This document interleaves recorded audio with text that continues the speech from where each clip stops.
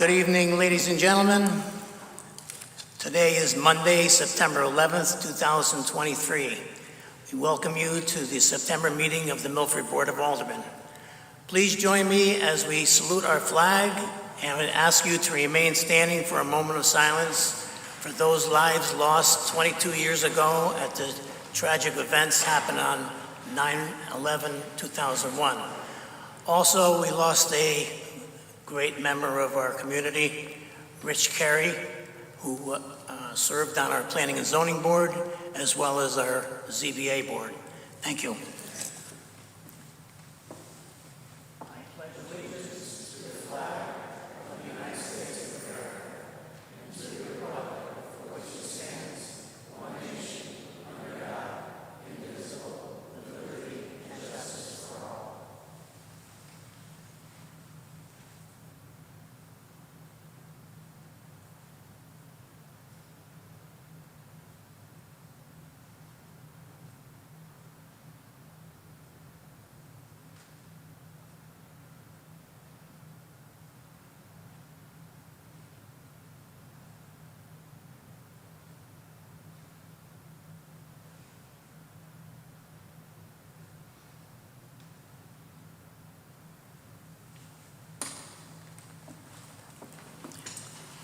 Thank you, everyone. Madam Secretary, will you please take the roll? Alderman Archiola. Present. Alderman Beatty. Present. Alderman Broster. Alderman Brozier would like to be excused, Madam Secretary. Thank you. Alderman Casey. Here. Alderman Gurman.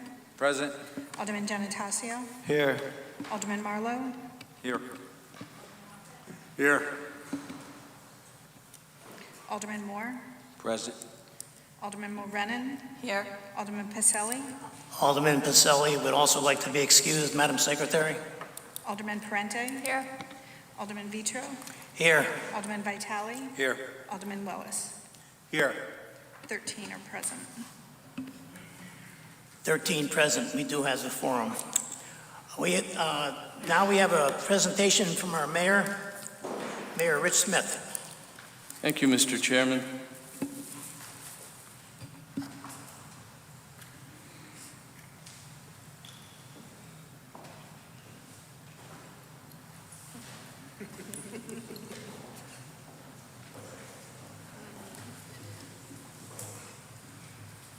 Who speaks at this podium?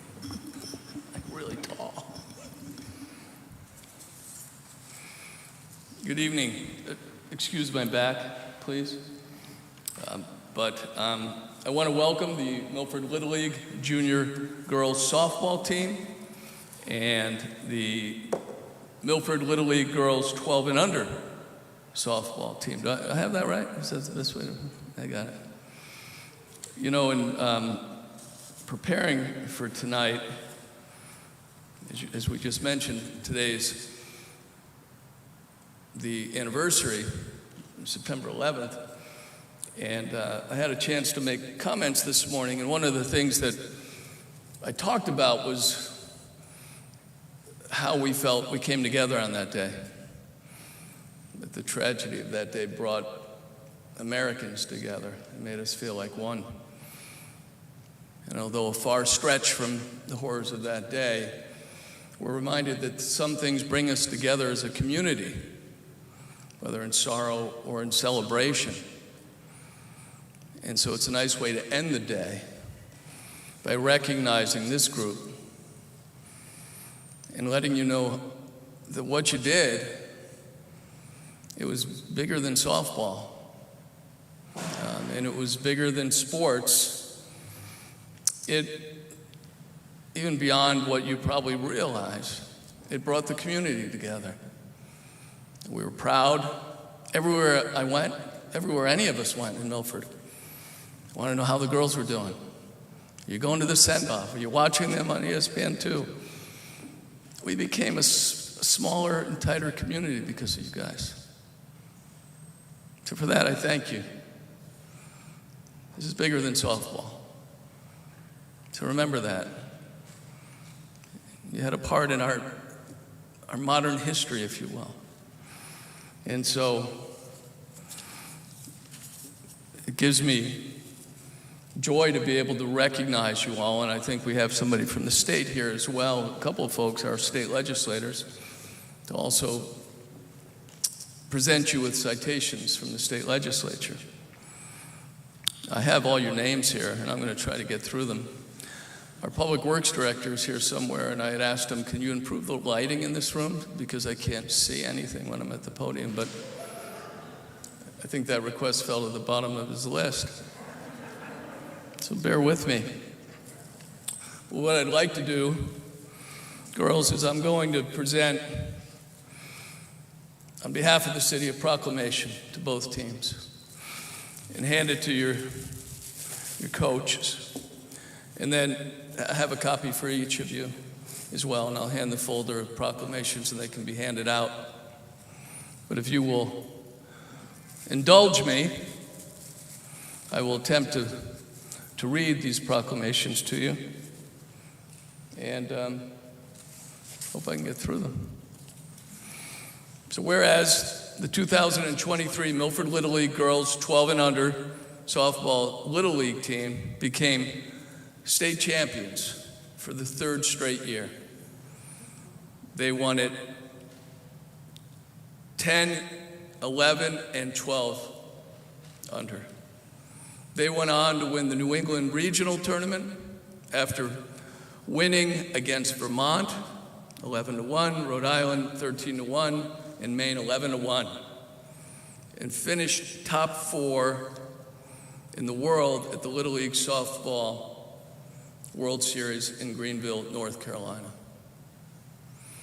And whereas manager Brian Glenn, assistant coaches John Marini and Mike Bonanno, and practice coaches Donna Fagan and Joe Speringo, team moms Megan Glenn, Chrissy Marina, and players Emma Bonanno, did I get that right?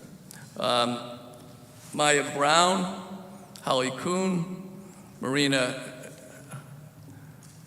Cosmas, Riley Fagan Davies, Kayla Glenn, Dana Katansky, Sam Marini, Adi McKenna Hansen, Audrey O'Connell, Emily Springo, and Grace Weber. Built a successful team through hard work, dedication, and enthusiasm. Championship level softball was played as evidence of their strengths, coaching expertise, and their desire to win. And whereas Marina Cosmos and Emily Springo led the team in the World Series, batting average of .500, and Cosmos batted .488, and Grace Weber went 13-3 pitching. However, all players played hard and contributed to the team's success throughout the season, both in the season, in the New England Regional Tournament, and the World Series. And whereas although Milford lost 5-1 in the third place game to the Southwest team, their accomplishments are impressive. The coaches, families, and players have devoted themselves and their time to the game.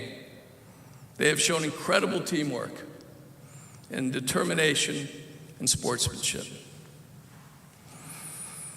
Now, therefore, I, Richard M. Smith, as mayor of the city of Milford, by the virtue of the authority vested in me and on behalf of all the citizens of our great town, do hereby proclaim Monday, September 11th, as Milford Little League Girls Softball Team Day in Milford, and extend the expression of pride in your accomplishments and our appreciation for the fine manner in which you have represented our community. Thank you, girls.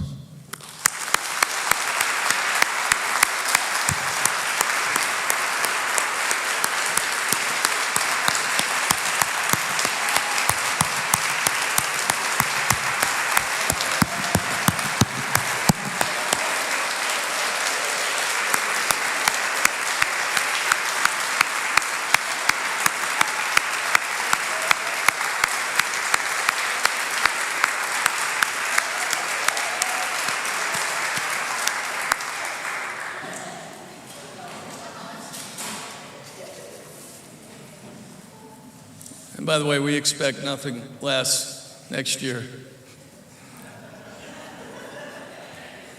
Don't let us down. And next, the Milford Little League Junior Girls Softball team. And to be honest with you, that was the hard part when you're out in the community. Well, which team is where? You know, you probably got confused on what team you were even on at times. But either way, it filled our hearts. Whereas Milford Little League Junior Girls Softball team won the 2023 East Regional and came in second in the world at the Junior World Series in Kirkland, Washington. And whereas Milford Junior Girls Softball played their hearts out by going 8-1 in the East Regional Tournament. The team went 5-1 in pool play to earn a #1 spot in the World Series single elimination bracket. The girls defeated Canada and Florida before losing to the Philippines in the championship game. Although the team had been to the World Series last year, strides were made well beyond that. And whereas manager Brian Corris, assistant coaches Dan Rodriguez and Eric Sybeck, practice coach Chris Capello, team mom Leslie Delden, and teammates Maddie Bonanno, Nora Bove, Chloe Capello, Abby Corris, Leah Corris, Maddie Delden, Ariel Diorio, Maya Fallon Silva, Nyla Jazer, Gabby Rodriguez, Julie Sybeck, and Lily Stanovich built a successful team through hard work, dedication, and enthusiasm, and played championship softball as evidence of their strength, coaching, expertise, and the desire to win. Now, therefore, I, Richard M. Smith, Mayor of the City of Milford, by virtue of the authority vested in me, on behalf of all of our citizens, do again and hereby proclaim Monday, September 11th, 2023, as the Milford Little League's Girls Softball Team Day in Milford, and extend again the expression of pride in your accomplishment and our appreciation for the fine manner in which you have represented our community. Girls, we're proud of you. Thank you.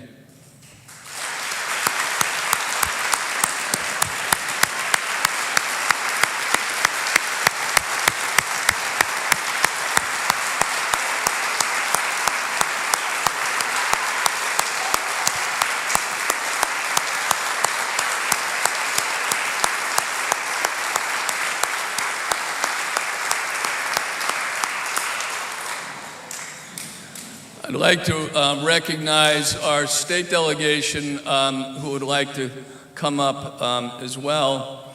If I could call up the coaches first. Well, why don't we do this all after you guys bring your citations up, and then we'll present to the coaches all at once the proclamations.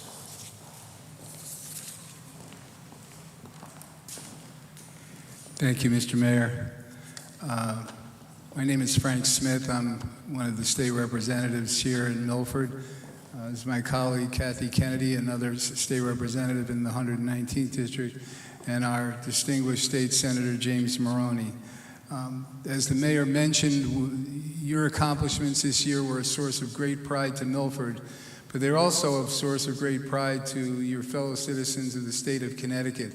When we're up in Hartford, any team that gets beyond any modest sports or athletic accomplishment usually get a hearing on the floor of the House or floor of the Senate. We haven't been in session since you've all been home, so we haven't had a chance to brag about how great our girls softball team, but we will do it when we go back into session next year.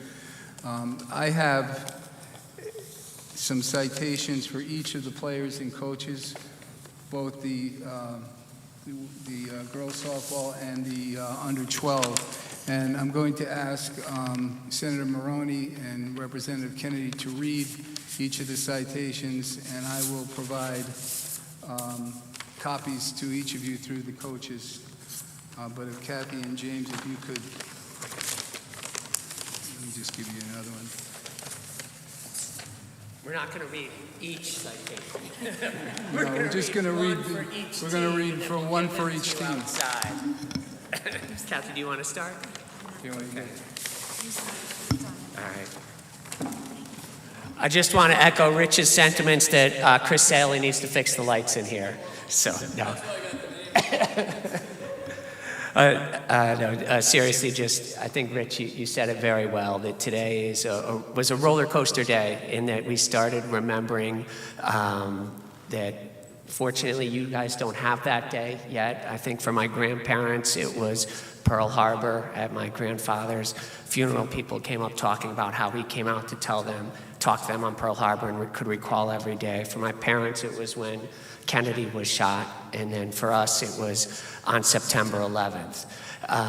But thankfully, we're getting to close this with good memories because one of the things is this is something that you will remember for the rest of your life. It's something that our community will remember for the rest of its life.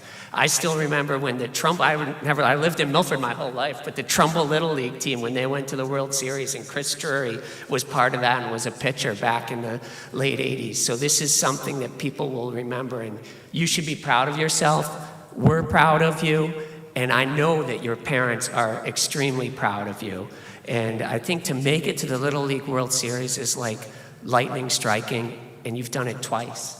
There's 2 years, and as Rich said, we're already booking the day for next year to come back and get you citations again next year. Now, before I'm going to share one more thing, my only bone I have to pick with you is that you took Coach Marini away from the Laurel Beach tennis tournament because he was my son's partner last year, and I know they would have won it this year.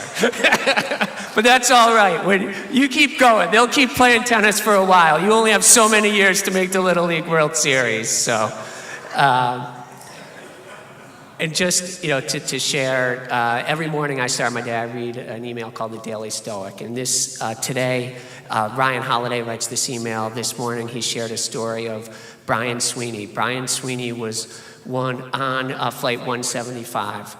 And during that flight, he sensed something was going wrong, and he called home to his wife, and he left her a message: "Babe, I totally love you. I want you to have a good life, do good things, have good times, let everyone know that I love them." And I think that that's an important thing we need to carry today, is how much that, not that hatred can win, but that in the end, love prevails. And that you guys have done not just good things, you've already done great things. And there are so many more good things that we know you're going to do. So with that, I'll read this first citation, only one, and then we'll give you the rest of them out back. They all sound the same except the name. General Assembly citation introduced by Representative Frank Smith, Representative Kathy Kennedy, Representative Charles Ferraro, and myself, James Maroney. Be it hereby known to all that the Connecticut General Assembly hereby offers its sincerest congratulations to Maddie Bonanno in recognition of your East Region Junior League Softball Championship and your advancement to the 2023 Junior League Softball World Series in Kirkland, Washington. You have worked tirelessly all season to get where you are now, dedicating yourself to refining your talent and building relationships with your fellow players and coaches. Milford and the state of Connecticut are immensely proud of you, and we can't wait to see what you do next.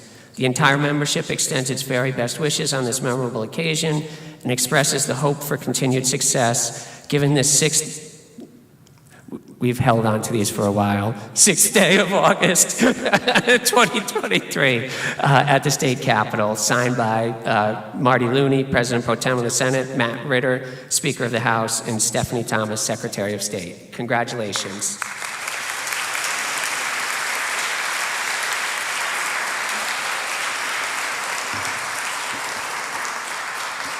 Thank you, Senator Maroney. This citation is very similar, but I will say September 11th still rings hard for me 22 years later. And it's funny, you just made me feel old because I thought the worst thing I would see was when President Kennedy was killed. I was 6 years old, and I remember being sent home from school and watching what unfolded that day, and something that stuck with me for many, many years. We also had the shuttle, the Challenger, and September 11th, but I'm proud to be here today to recognize all of you phenomenal young ladies. I watched both of you guys in your tournaments, and you were tenacious, fearless, your spirit, your enthusiasm. Man, I saw plays out there that I don't even think some of the high school kids can make. I mean, you guys, I saw catches that were like, rock your boat. I mean, you guys were phenomenal. And I can't tell you how proud I am of both of the teams. You guys are amazing, and I wish you continued success. And I think Milford's going to have some very successful softball down the road. So this is also a General Assembly official citation, introduced by Representative Frank Smith, Representative Kathy Kennedy, Representative Charles Farrow, and Senator James Maroney. Be it hereby, and this is going to sound very familiar, but be it hereby known to all that the Connecticut General Assembly hereby offers its sincerest congratulations to Grace Weber in recognition of your New England Little League Softball Championship and your advancement to the 2023 Little League Softball World Series in Greenville, North Carolina. And if I recall some of those days, it was hot. And God bless each and every one, because you were rocks. You have worked tirelessly all season to get to where you are now, dedicating yourself to refining your talent and building relationships with your fellow players. Milford and the state of Connecticut are immensely proud of you, and we can't wait to see what you'll do in the future. The entire membership extends its very best wishes on this memorable occasion and expresses the hope for continued success. Given this 21st day of August, 2023, at the State Capitol, Hartford, Connecticut, Martin M. Loomy, President Pro Tem, Speaker of the House, Matt Ritter, and Secretary of State, Stephanie Thomas. Ladies, congratulations. And if I could just ask one thing, everybody would give a huge round of applause for the parents. The parents, all that you did, and I believe there's a player or sisters on each team. So I think somebody went right from Seattle, Washington, right to North Carolina, if I knew that correctly. So congratulations. If we could just give the parents an incredible round of applause. Thank you very much.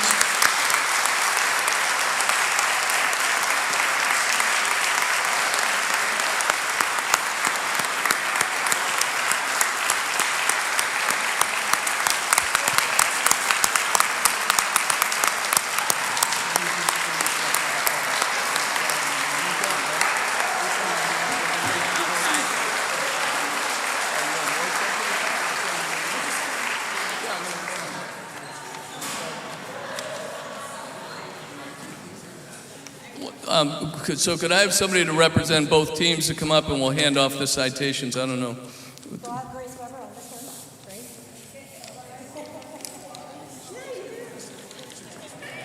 You got to give them all. Just give them all to the coaches. Yeah. So.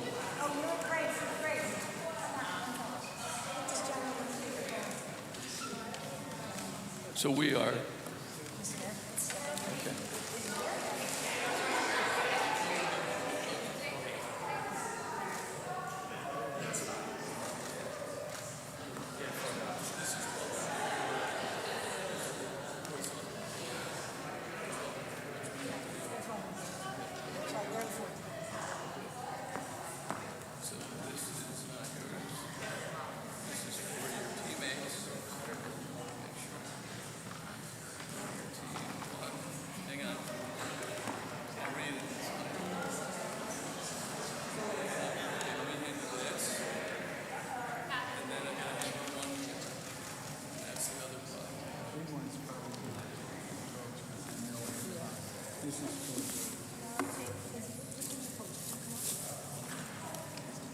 One more.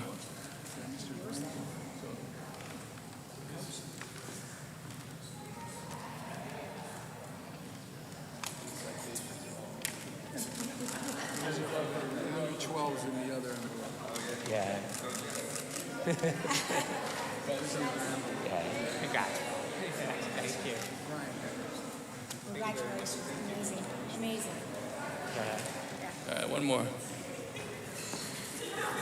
We have the 12. We still have the 12. Yeah, come on up. This is the 12. Okay. You have, I gave them the. okay. For you, Oh. the signed wall has all the girls' names on it. All the coaches signed from the World Series itself. Oh, thank you that's so cool. much. Thank you.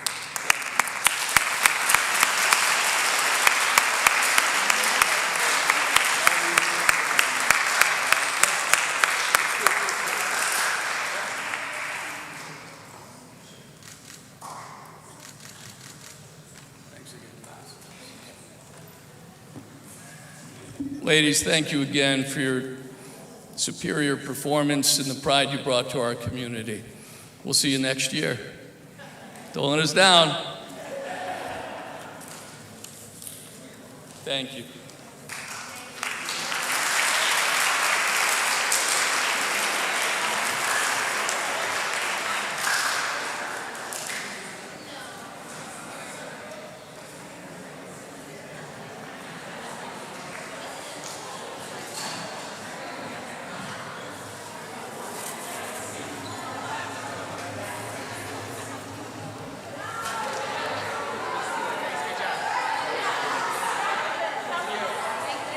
Thank you very much. Thank you, everyone.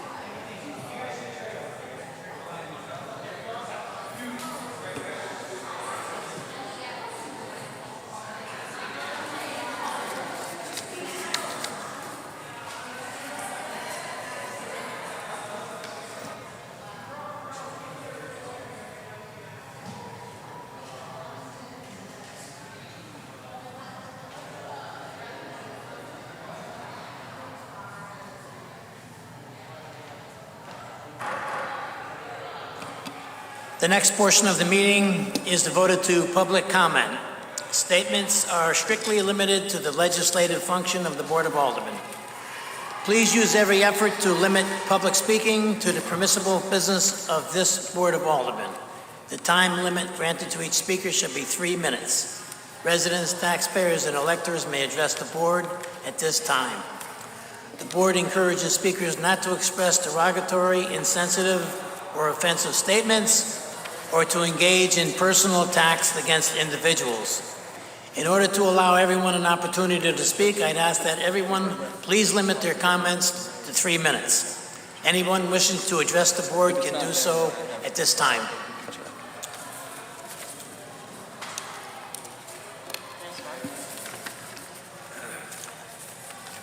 Please state your name and address clearly for the record for the secretary. Thank you.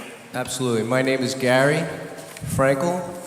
I live at 11 Grapevine Row here in Milford. You gonna join us? Thank you. I appreciate the opportunity to speak tonight. I will make this brief. Like I said, my name is Gary Frankel. I've been a resident here for a short time, but I've worked in Milford for over 28 years. And I deliver mail. I work for the post office, and I've been delivering mail down in the downtown area for over 20 years. It's the most beautiful city I've ever lived in, but there's one place that's not beautiful that I see every day, and that's Jepson Drive. When I started delivering there over 20 years ago, it was beautiful, and people were happy there. It has deteriorated into a place that just looks like you wouldn't want to live there. I do have pictures, and I could forward them to whoever would like to see them. I could forward them to Matt Archiola, who I happen to know. There's a 97-year-old woman there who's been there for 10, 15 years, and outside of her window is a bush, it's a shrub that hasn't been taken care of in probably 5 years. She can't even see outside her window. And that's one of several examples. And it's not like me to come to a place like this and speak but I felt like they needed somebody to speak on their behalf. They're people who are mostly elderly, who deserve to live in a place that's maybe not, it should be presentable, and it's deteriorated, and it's a shame. And for a place like Milford, we all know how beautiful it is here. To actually do that to their elderly, it's a kind of a shameful thing. And I ask that you just walk through Jepson Drive and you look and see what these people, and they've complained before, maybe not to the aldermen here, but to the people who are down at senior housing, Milford Housing, and they've got nowhere. So if you could walk through Jepson Drive and see what it looks like. The grass is okay now, but it's been high before, and I think these people deserve better. And I just want to put in a word for them that they deserve better living conditions there. And if there's something you could do for that, speed that along, take a few days, people just clean up the hedges and make it look more presentable. I think they absolutely deserve that. Thank you.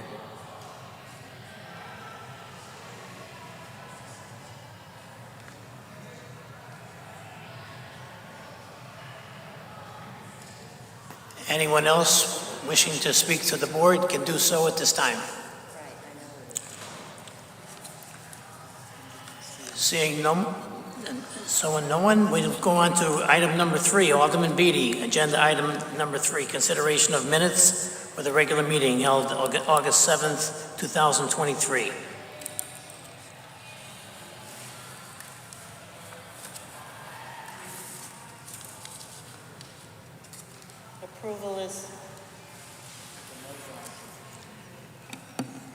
Approval is hereby considered for the minutes of the regular meeting of the Board of Aldermen held on August 7, 2023. Second. Motion has been made and seconded. Is there any discussion? Seeing none, all in favor? Aye. Opposed?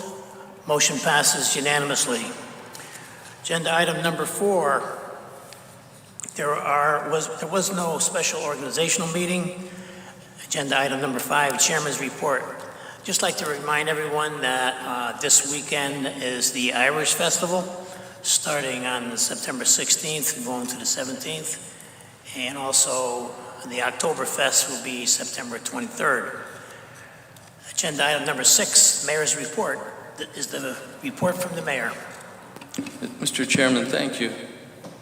And thank you for indulging us in that celebratory moment, or moments. As I said, it is a fitting end of the day after starting remembering 9/11 and where we all were that day and how that changed our country.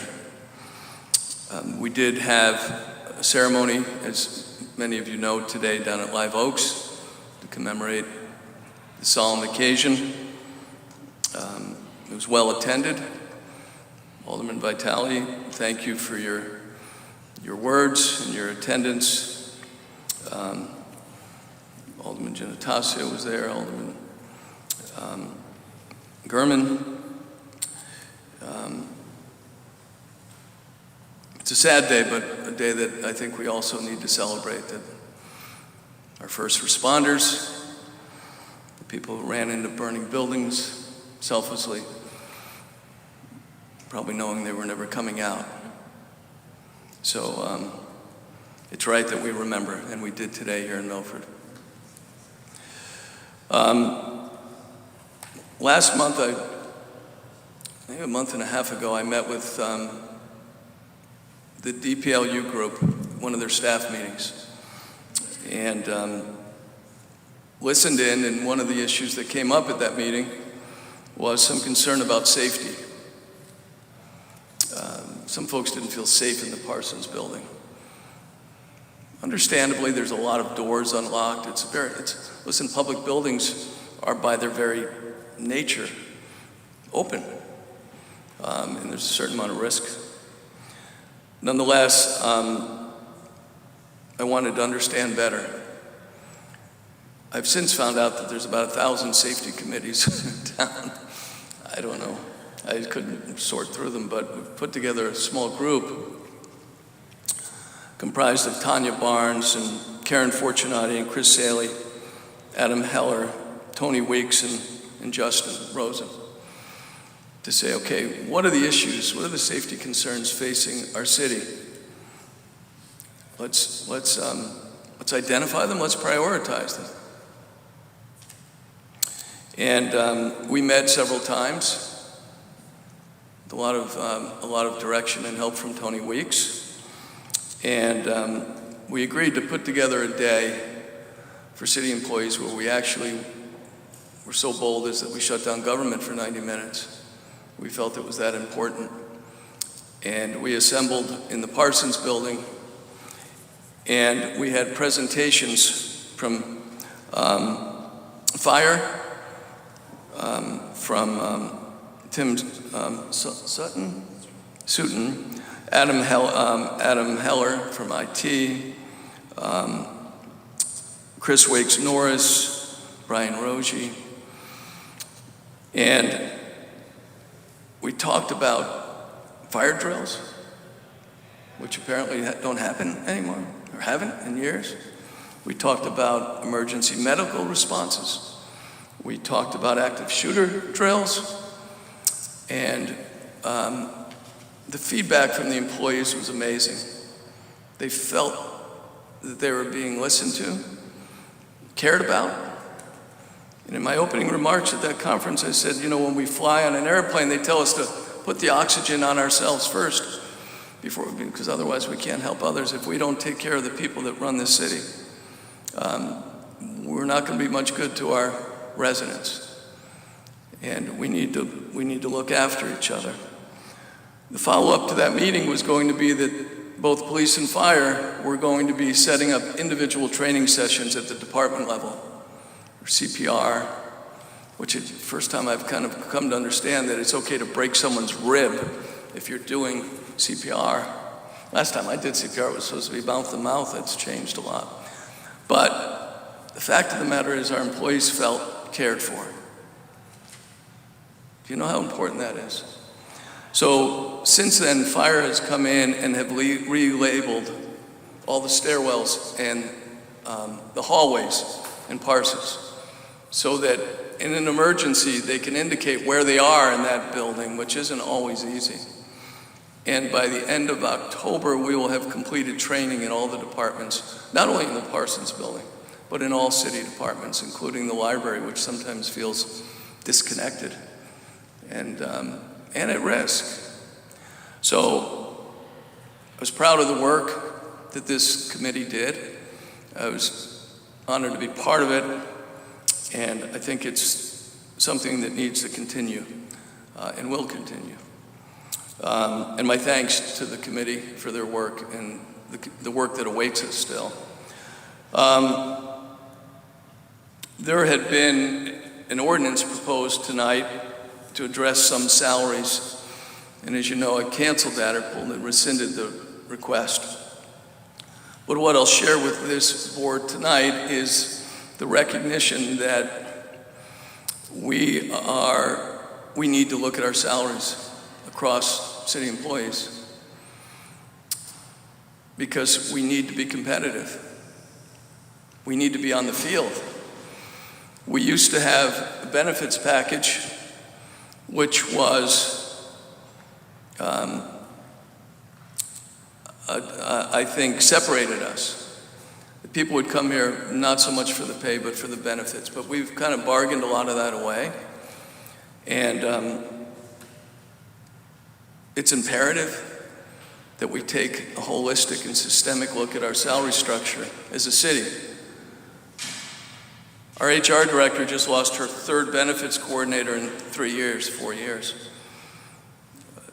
Our public works department lost an HVAC employee after 2 weeks for a higher paying job. And I'm not suggesting that we can eliminate losing people to higher paying jobs. That's not the goal.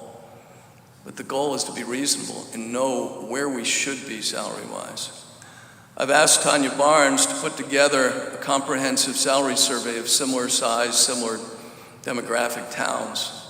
We have some early data from Middletown that did a similar survey.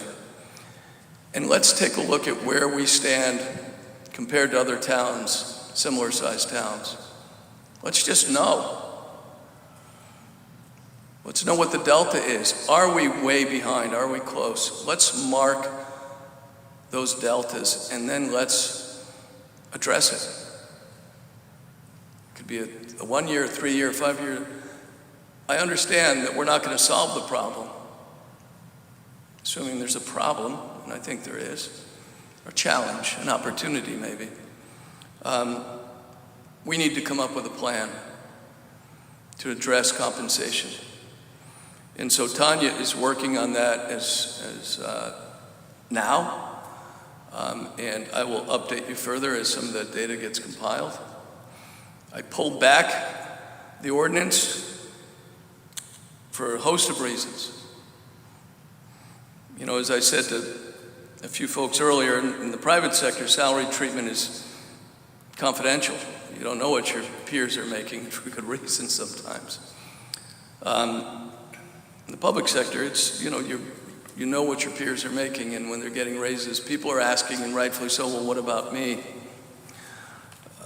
It's not going to ever be a perfect world that everybody's going to feel they're fairly compensated. But we as a city need to know where we stand. We need to put a stake in the ground. We need to know what other towns are paying.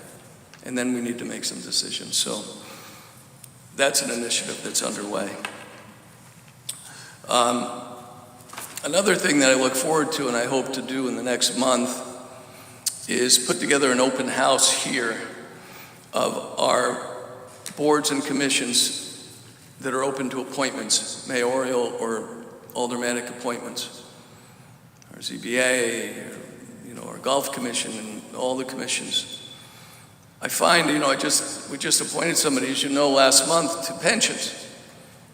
We're struggling with pensions. We can't get a quorum.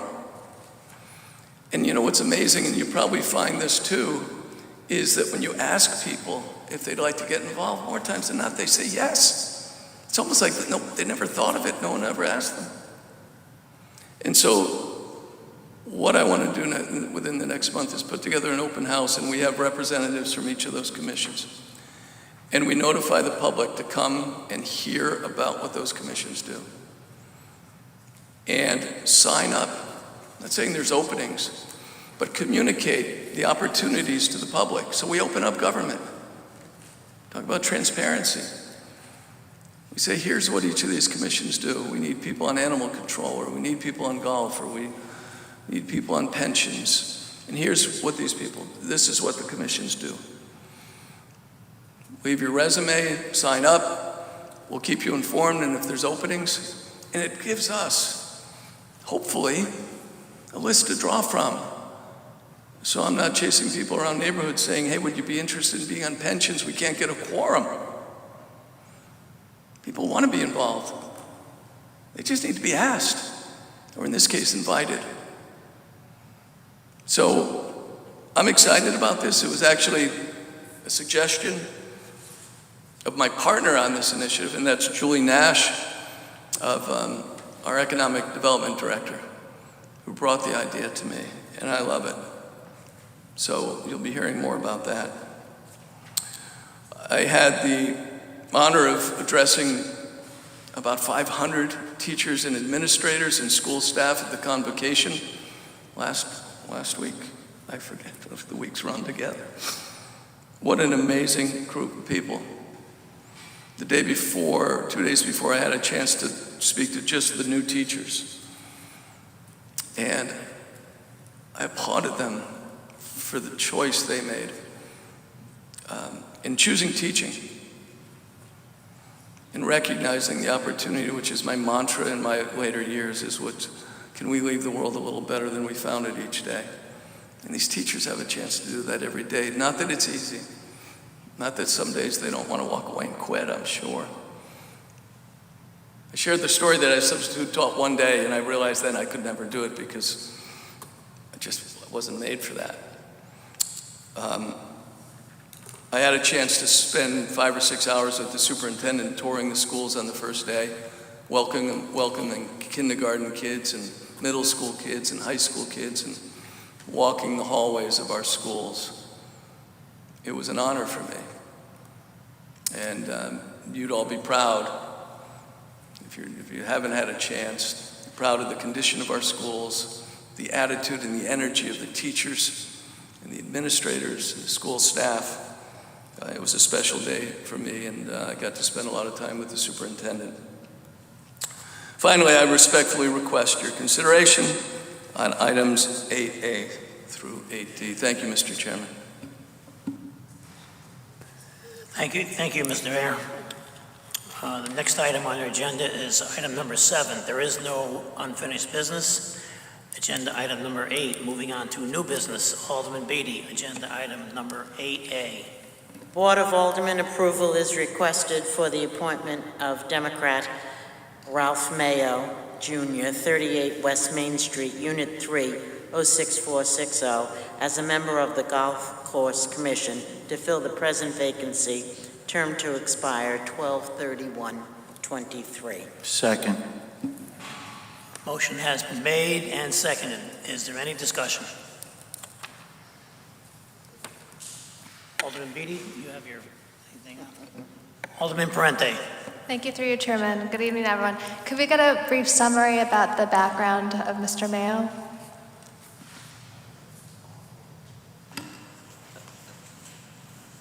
Mr. Chairman, through you to Alderman Parente, Mr. Mayo comes to us recommended with the full endorsement of the Golf Commission.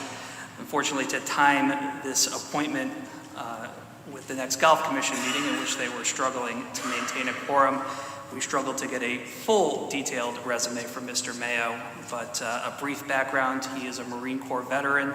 He approached our office about a year and a half ago requesting that the Orchards Golf Course join the PGA Hope program, which provides veterans a discounted membership to play. This has been an instrumental program in helping veterans overcome PTSD and other wartime-related ailments. Mr. Mayo did connect with the Golf Commission. They were successfully able to implement this program about a year ago. In my opinion, Mr. Mayo is a perfect person to join this commission, but again, I do apologize for the lack of background. We struggled to get this on the agenda in time. They do need a member for next month. Thank you. Thank you, Justin. Motion was made. Is anybody second it? Is there any discussion? Second. Any more discussion on the motion? Hearing none. All in favor? Aye. Opposed? Motion passes unanimously. Mr. Mayo is not here this evening, but we will instruct him to... Oh, he is here. He is here. Fantastic. Mr. Mayo, can you come up to the front of the stage here, and the city clerk will swear you in.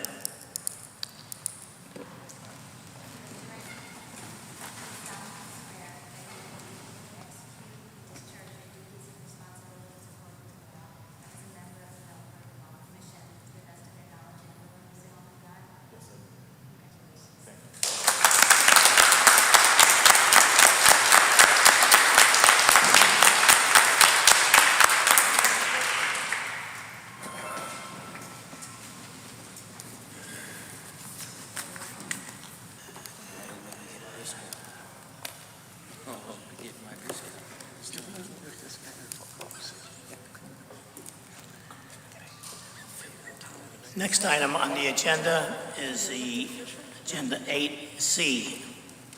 Alderman Beatty. Alderman 8B, I'm sorry. Congratulations, Mr. Mayo. I'm sure you'll do a great job on the Golf Commission. You're welcome.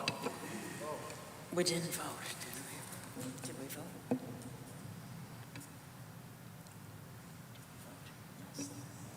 Yes, okay.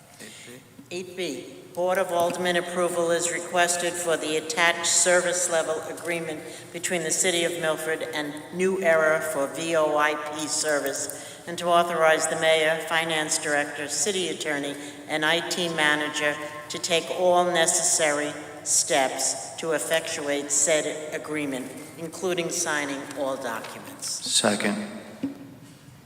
Motion has been made and seconded. Is there any discussion? Hearing none. All in favor? Opposed? Motion passes unanimously. Agenda item number 8C, Alderman Beatty. Board of Aldermen approval is requested for the Plan of Conservation and Development, POCD, in accordance with the attached Planning and Zoning Memorandum regarding referral of the draft Plan of Conservation and Development to the Board of Alders under CSG 8-23H. The full draft plan is available online at the Planning and Zoning webpage. Second. Motion has been made and seconded. Is there any discussion? Alderman Vitale. Thank you, Mr. Chair. My question was going to be, it's a pretty detailed document, number one. Number two, I think each of the board members got some information this evening or this afternoon about Milford residents want more affordable housing in the 10-year conservation plan. And there was a letter by Rachel Merva indicating that the plan is extensive. Some of the goals are not measurable. My question, among a few others, would be, can you, David, I think it's up to you to kind of describe to us the evolution of this, whether this plan has priorities built into it, whether, and I'll stop there and then I'll ask the next question. David? Thank you. I'm Dave Salkis, your city planner, and I'm here this evening, obviously, to ask for your approval and answer your questions regarding the POCD. So to answer your question, the POCD is a guidance document. It's not an implementation document. It covers various areas that are required by state statute to cover, including housing, and the Planning and Zoning Board, through its subcommittee, has put an awful lot of time and effort, actually the last 3 years. As a matter of fact, when they started, Scott was on the Planning and Zoning Board before he became an alderman and was on that subcommittee. The plan fully adopts and takes into account the affordable housing plan that the city adopted, I believe it was last year. And it's a document that anybody can use. One of the things about this is it does not specifically say, you're going to do this, you're going to do that. It's a document that anybody in the community, anybody within government can use, is a guideline to hopefully bring to fruition the goals and objectives of the document. My only concern is that we're voting on a draft, and within the definition of a draft, meaning it's not really ready to vote on. I know we get the buzzwords, it's flexible, anybody can do it. We have all of these kinds of justifications to it, but I'm leery about voting for it until maybe we won't see an evolution of this draft.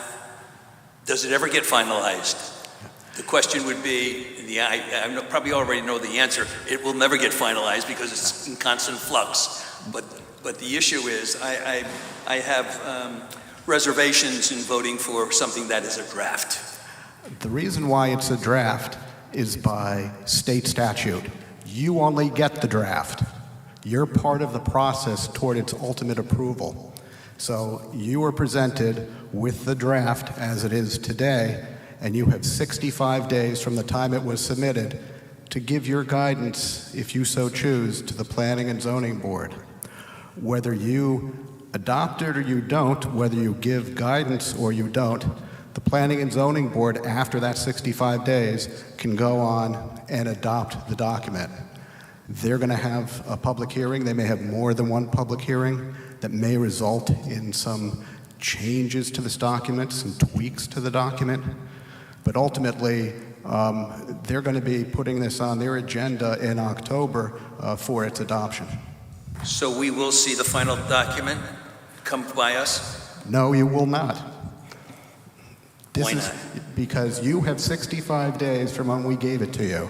You don't see the final document by state statute. That's not your role. You're part of the process.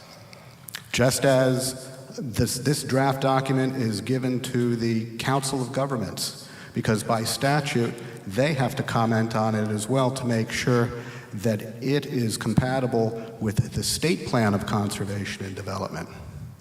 So they're in the process. They have a 65-day time period as well to get comments to our board. So I'm confused, and that's not rare anyway, but the point is that you're looking for us to vote on this to accept it or to make comment on it? You can make comments on it, you can accept it, you can deny it, you can give whatever guidance you would like to give to the Planning and Zoning Board, but you have to do it within the 65-day window that we gave it to you. So is our opinion tonight, or do we have to go to Planning and Zoning to make those opinions and recommendations? You can put them in writing, you can put them in your minutes, whatever it is, you can put it in a letter. We're still collecting public feedback because, again, we're going to be having a public hearing on this, we being the Planning and Zoning Board, in October. So any time between now and that Planning and Zoning Board meeting, you can give your feedback. And if you as an individual want to give your feedback in writing before that meeting, or you want to attend the public hearing on the document, you're more than welcome to do so. But again, you're asking for our approval on a draft that we don't really have any say on it and we don't even see the final draft, so I have a problem with that. I understand. I don't think that the final document is going to be that much different from the draft that you have. But it would be a final document, not a draft. Right. The Planning and Zoning Board will upon its completion of its So it is true that Planning and Zoning Board is a board unto itself. Well, in this particular regard, by state statute, they are, again, that's their role is to approve a plan of conservation and development, and along the way, gather input from the public, from other governmental entities, including yourself, and in the end, they are the ones who determine what the final document will be. Mr. Chair, just one more. So the point would be that we're not inviting the public to this meeting for comment. They should be really going to the Board of Planning and Zoning to make their comments so that it gets put into this document if they see fit. Let me say this, there's nothing to keep you from having your own public meeting to gather comments from the public to then pass on to the Planning and Zoning Board if you so choose, as long as you do it within the 65-day window. Thank you. Mr. Chairman? Yes, Alderman Willis. Thank you, Chairman Vitro. Through you to David, nice seeing you again. Nice to see you. I know.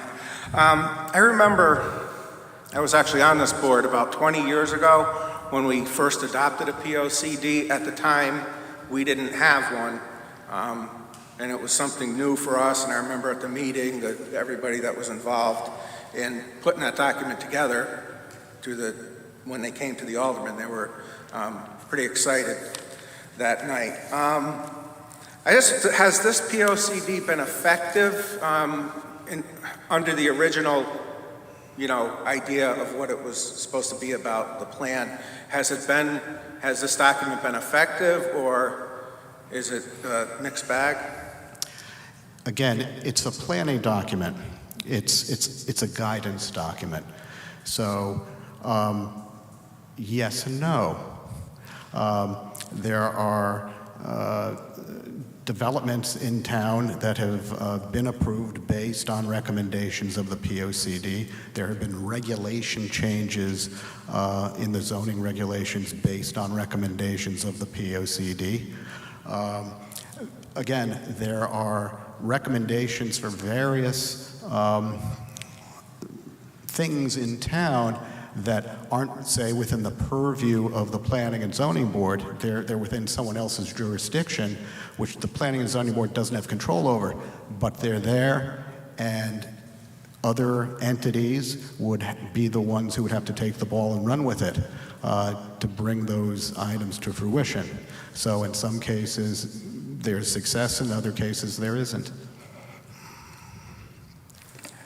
At the time when we first had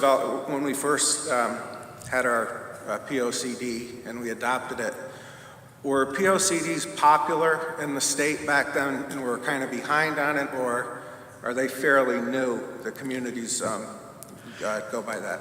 At the time that you're talking about 20 years ago, we had a POCD, it just hadn't been updated in a long time. By state statute, every municipality has to update its POCD every 10 years. So we've had a POCD, I think going back into the 60s, which was when the state started making everyone do these. So they're popular. Are they popular? I wouldn't call them popular, but everyone has a guidance document. And every one of the 169 municipalities in Connecticut does it differently. So everything is tailored to each individual community by the community. So they're as successful as the community wants to make them. So that's by state statute then, that we have a POCD? Yes. Okay. Alderman Marlowe. Thank you, Mr. Chair. Hi, David. Thanks, Scott. I was able, as Alderman Vitale, to print this out. And first I want to say that I know this was a lengthy process, and I was involved in the very beginning of it. And I was actually excited about being on this committee, as crazy as that sounded, because what this is doing in my mind is it's setting where we as a city want to be. It's setting a vision, it's setting a goal for, it's not so much regulations that, hey, this is what's going to happen, but what it does, and I have a few questions about it, is what it does though is it's setting the direction for ordinances to be made. It's setting direction for planning and zoning regulations, because the boards that will be following this and looking at this are saying, hey, this as a city is where we want to go. So I had a couple questions about it, and some generic questions, I guess, would be, with some of the, with a lot of the recommendations, I did go through and looked at the goals and what they were trying to accomplish. Where does it go from there? Who actually follows up on those recommendations? Well, the Planning and Zoning Board, for its part, has talked about making some changes to their regulations involving land use, which is a portion of the plan. So I think they're going to use it as, again, the guidance document that it is to help them move forward some of those proposals. Other people in the community use it for other purposes. So there's a section in there on transportation. There's a section in there on public safety. There's infrastructure. There's the housing section. There's an economic development portions of it on and off. So every department in the city could use those sections, can use the whole document, and the most common use for it is they have a project and they're applying for a grant. Usually it's a state grant, sometimes it's a federal grant, and usually one of the requirements when doing that is, gee, does what you're proposing fit in with your plan of conservation and development? especially if it's a state grant.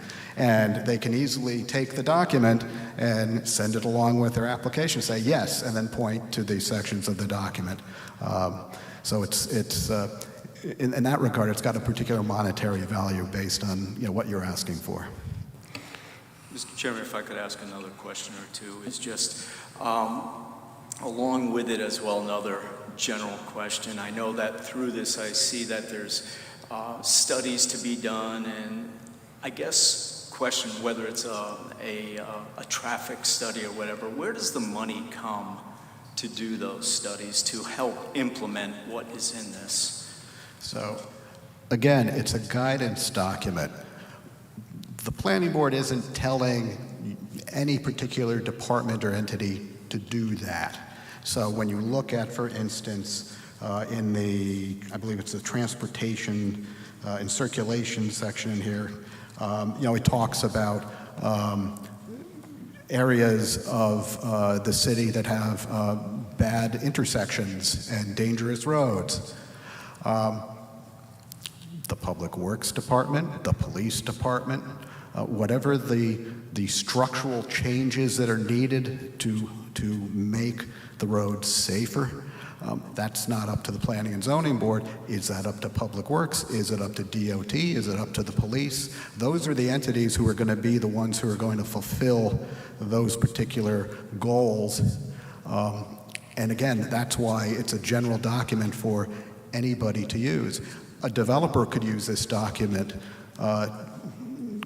They could be building something or want to build something near one of these bad intersections, and they can use the report to say, hey, we're going to make the improvements out here to this intersection because the POCD has identified it as an issue. Sure. Mr. Chairman, if I could ask again, one of the concerns I have through this is with some of the housing and I guess it'd be land use map. I see that we're focusing, and what I'm reading through this is that we want to change regulations to promote more housing, more dense housing, and I'm not sure that that's where I see that I want Milford to head. And so that is a concern of mine, and that's where I'm struggling with voting for a draft when I really don't know exactly what it is they want to do. I was looking and comparing the two land use maps, and it seems as on the new one, are you consolidating zones from, where's Chris Siley with the lighting? 71 and 72. I'm 71 and page 71 and 73, I'm sorry. And I see, what the land use map is right now, and I see what the proposed or future land use map is.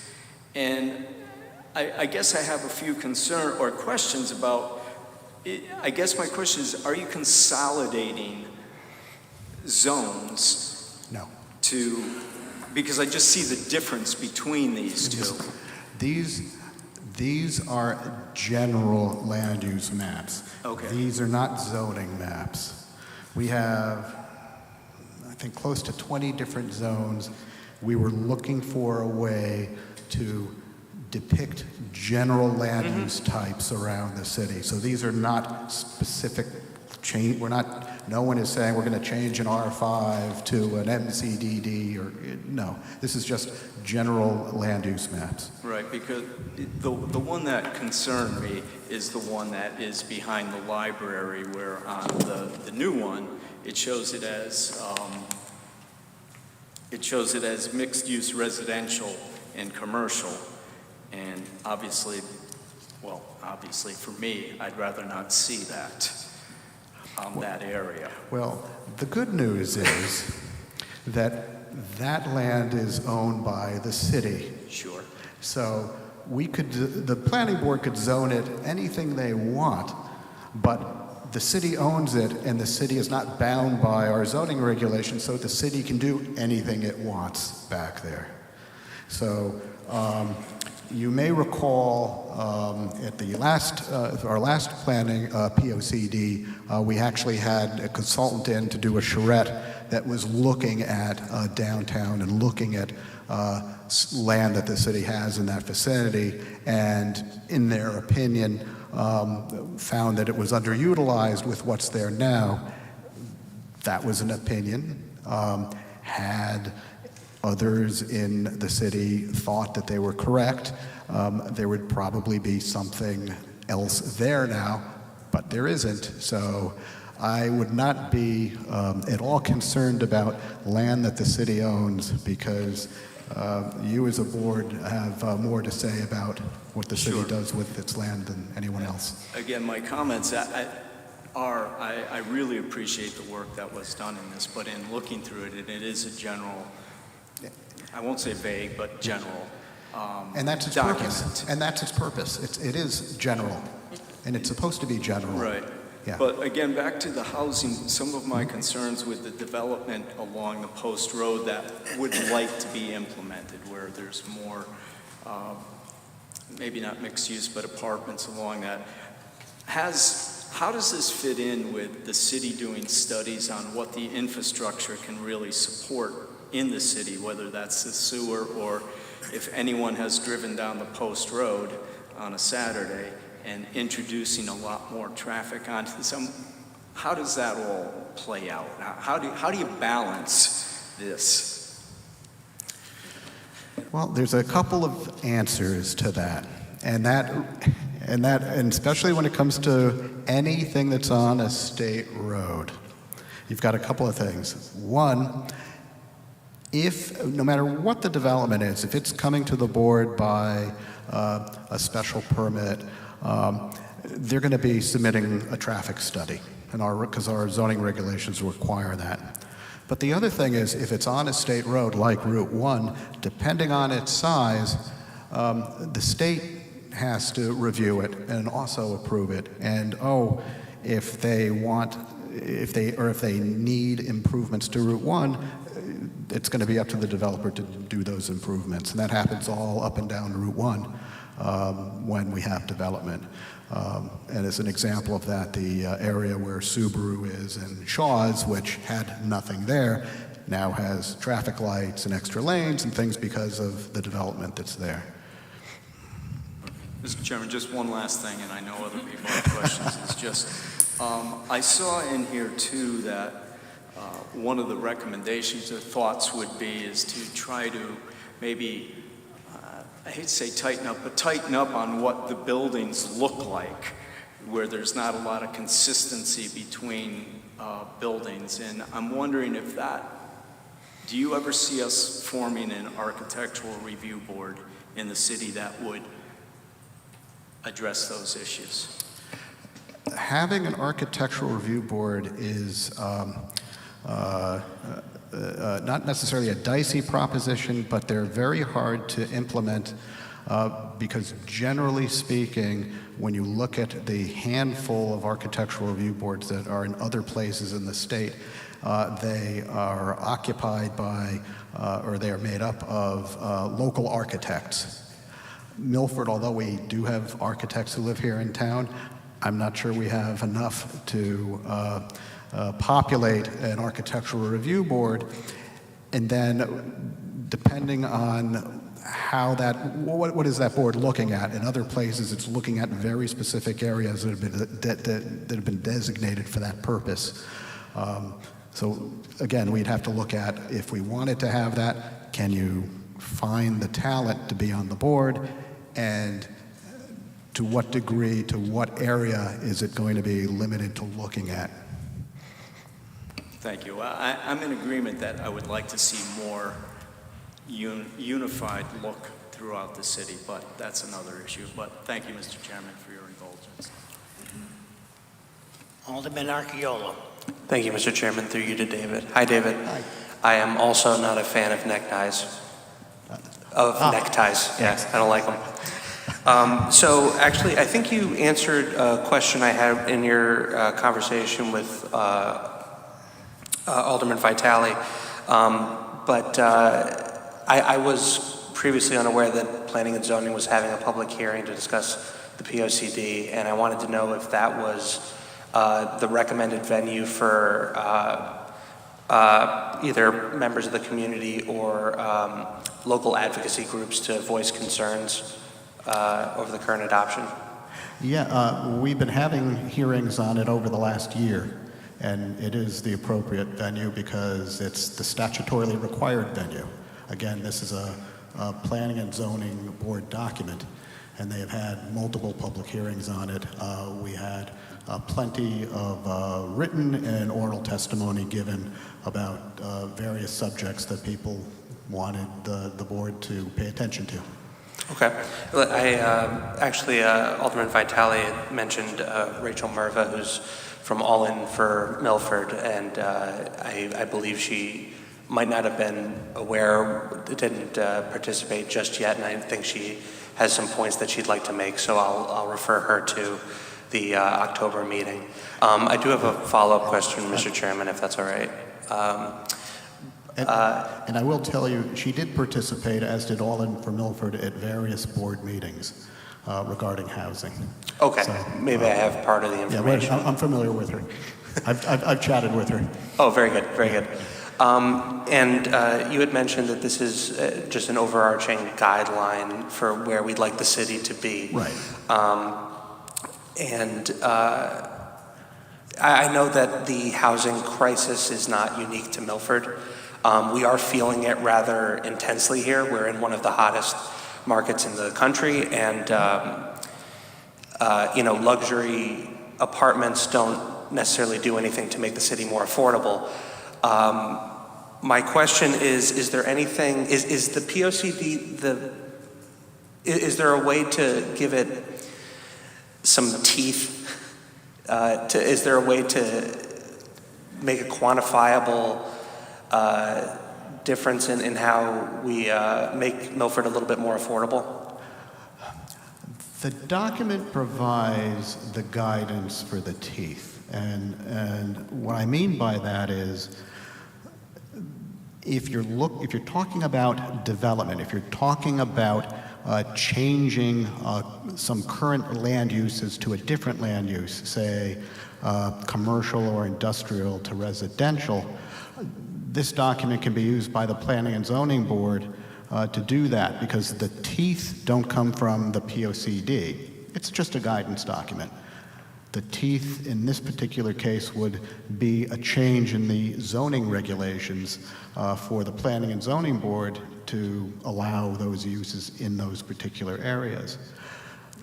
The document can also be used by this board or other boards as a guidance document for programs or other means to get to the goal that you want, if that goal is to create more affordable housing. You could use this as a document to say, hey, we have city land that isn't being used for, or is being used for something else. Why doesn't the city develop some affordable housing on that site? Well, you could use this document to justify it. So a stepping stone to a tangible result. Exactly, and it's a stepping stone. It's a guidance document that can be used by anyone who is trying to achieve those goals and objectives that are laid out in the document. Okay, thank you. And the housing issue is a very serious one in Milford, and I am looking forward to visiting this issue again with all of you fine folks in the future. Thank you. Alderman Casey. Thank you. And butchering that housing issue, I think the flexibility of the statement is a good thing, because there's needs to be more flexibility, because some commercial properties are at 25% occupancy, so they should be transitioned to housing or some flexibility. So I think that because as we know, it's a housing crisis, so there should be more flexibility to allow people to use housing or commercial and choose. So can you state what you see, like the commercial and residential moving forward in the next 5 years? Yeah. So what this document is good for in that regard is, say you're a property owner and, you are a commercial property owner on the Post Road, up Wheeler's Farms Road, and you have an underutilized commercial property. This document is saying that, it's maybe time to look at changing those uses to mixed use or to housing, and you as that property owner or developer can use this document as a basis to come to the Planning and Zoning Board and ask to do that. The Planning and Zoning Board doesn't need the document to do that because they can just go in if they wanted to and say, hey, we want to change this because this property is underutilized. But it's always better, obviously, when a property owner comes in because you don't want to make wholesale changes against property owners' wishes. But I think we all know Milford, and we know that the retail landscape has changed. There is a shortage of housing. There's a shortage of affordable housing, workforce housing, because that's what we're talking about. We're talking about housing that teachers and firemen and policemen can afford to live in, and that's where we're falling short, as is the state of Connecticut. It's not just a Milford issue. So I think one of the things this document touches on is looking again at the Post Mall. The Post Mall is underutilized, and that would be and is recommended by this document to become mixed use. Wheeler's Farms Road, Big Drive, these are, areas where you have sizable parcels or sizable buildings that market demand has changed. Is it just a cycle? Will it come back? I don't have a crystal ball, but if the owners and the developers and the community want to effect change, this document will help them to do that.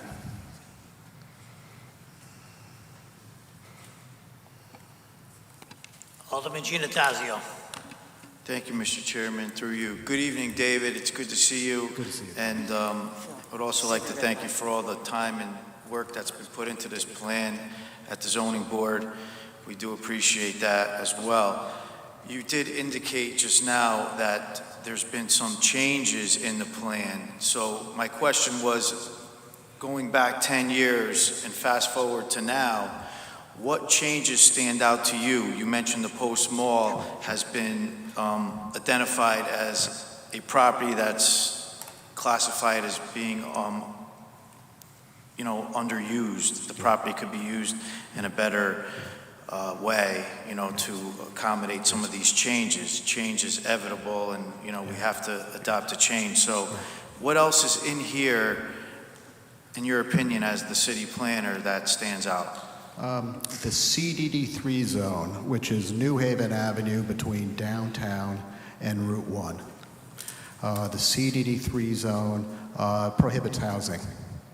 So we have a lot of properties that are underutilized, small one-story buildings, some abandoned buildings, within walking distance of downtown. Perfect location on a wide street. Perfect and abutting residential on one side. Sounds like a good plan to me to have residential there, and multifamily residential, high-density residential. Because you have the infrastructure, you have the transportation, you have, again, the proximity to downtown. It's a natural extension of downtown. Just to follow up, Mr. Chairman, through you, as an example of what has already been done would be the TOD district with the apartments at the train station. Yeah. So you're referring to like a bus line. Yeah. So that's something that we need to look at in order to move forward. So developers that come into the city that want to develop, you would propose this to them and they would use this as a guideline? Yeah, what I think the board is going to, I'm hoping that the board will be proactive, and since they came up with this, to change the regulations. So when a developer comes to town, or if the developer's already here in town, the regulations are in place, and it's just, you know, find a property and make it more useful and productive for the community. So there is a possibility, I'm asking this as a question, I'm posing it as a question, if we adopt this draft and it goes back and the 65 days starts to tick, time-wise, that there could be something amended in here or changed in here? Yeah, your official input is that 65-day period. The Planning and Zoning Board, after that 65-day period, can schedule at its leisure public hearings to adopt the document. So they can make changes, they can... So at that point, then you would call a public hearing. If there was to be any type of change, that would be noticed. There has to be a public hearing. Again, we're following a statutory procedure, so the next step for the Planning and Zoning Board is to have at least one more public hearing talking about the draft and amending it, changing it, adopting it. Okay, so that alleviates, I hope, some concerns. There's been some concerns brought forward as far as in regards to that specifically, and I think Alderman Marlowe mentioned we're not going to be subject to overdevelopment by adopting this. This still has to go through the process of the correct zones and the regulations that are in place. So we're just, you know, again, it's following the plan as recommended. Exactly. Again, it's a guidance document. It's not set up to be, as Alderman Archirulo said, a tooth. You know, it's not the implementation document. The implementation is through other means. So just approving this isn't going to magically have overdevelopment or wholesale changes rapidly happening without public input on multiple levels from different commissions and over time.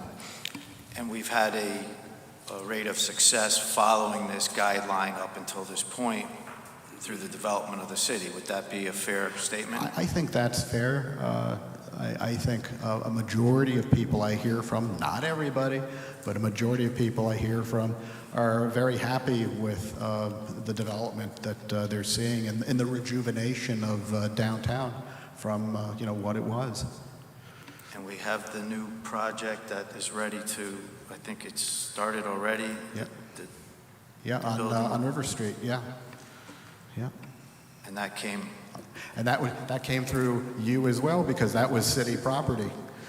That was a deal between the city, and that had a whole RFP process, and there was a committee. I was actually on that committee that you know, took proposals from I want to say 3 or 4 different development groups, and you know, the committee ultimately chose the one that the city went with, which in this case was Metro Star Properties, and they're the ones who bought the property, and they're going to develop it in accordance with the agreements that they made with both the Board of Aldermen and the Planning and Zoning Board. Well, we look forward to that project coming to fruition, and it's well needed, and it will definitely benefit the tax rolls as well. So I rise in support of this, and I appreciate you answering my questions. Thank you. Oh, you're welcome. Alderman Moffett. Yes, I appreciate all the work the committee did to put this together. I do have a question about authority, though. We just found out that we had no real authority over this document. We're just giving our opinion of it. We also know that it's just an aspirational document. My question would be, if Planning and Zoning eventually approves this document, in 3 or 4 years from now, if a developer came by with a project that contradicted the document that they approve, is there anything stopping from Planning and Zoning from approving that project, or can they approve anything they want anyway? Well, the foundations of all approvals through planning and zoning are the planning and zoning regulations. So if just because something is in this document doesn't necessarily mean there's a regulation that supports the aspirations of the document. Okay. So if the document says one thing and the ordinance says something else, right. There you are. So, right. Now, having said that, there is nothing to keep someone from petitioning the Planning and Zoning Board for an amendment to the document. But that is totally at the discretion of the Planning and Zoning Board. Because again, they are only required to update it every 10 years. But usually the opposite of your question is what comes in. Someone will come in with an application that may be a little different than what the zoning regulations say, but because this document has that particular use or that aspiration in it, at that point, they will ask the Planning and Zoning Board, and it happens perhaps once a year. Someone will come in with a development. The regulations don't quite support it in the form that they want to do, and they ask for a regulation change. And they base that regulation change on the fact that the document talks about having that use in that particular area. An example of that would be the Kmart site. The redevelopment of the Kmart site is a prime example of that. Alderman Vitale.